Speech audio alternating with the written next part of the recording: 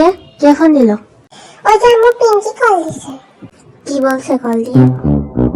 আগে কথা শেষ করে নিই, দাঁড়াও। কি রে, বারান্দায় যাচ্ছিস কেন? ফোনে নেটওয়ার্ক পাচ্ছে না তাই। বারান্দায় যে কথা বলা লাগবে না, রুমের মধ্যেই বল। কি রে, কই যাস? একটু ছাদে যাই। না, এখন ছাদে যাওয়া লাগবে না, ঘরে বসে পড়াশোনা কর।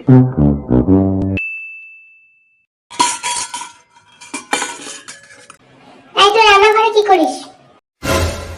রান্নাঘরের একটা জিনিসও তুই এখন এলোমেলো করবি না।